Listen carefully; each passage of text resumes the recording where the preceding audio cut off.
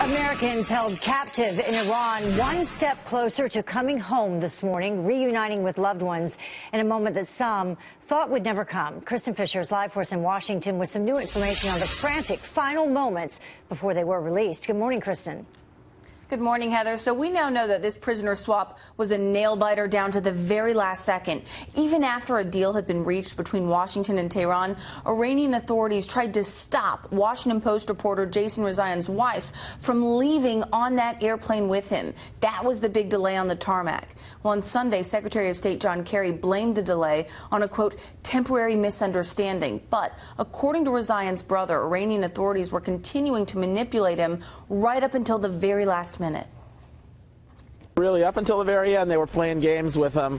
They had been telling my sister-in-law and my mom that she wasn't going to be able to leave with Jason and that she would leave later.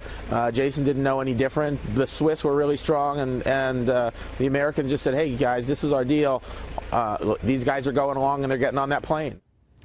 Now, most of the recently freed hostages are still being treated at an American air base in Germany where they are reconnecting with their families. But at least one American is still missing in Iran, Robert Levinson, who has been missing for nearly a decade.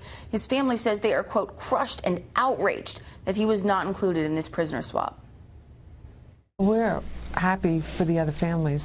However, we wish we could be there as well celebrating Bob's safe return home. Unfortunately, that's not happening. Now, on Sunday, President Obama promised Levinson's family that he will not be forgotten. But already, keep in mind, he is already the longest held hostage in U.S. history. Heather. Kristen Fisher live for us. Thank you, Kristen.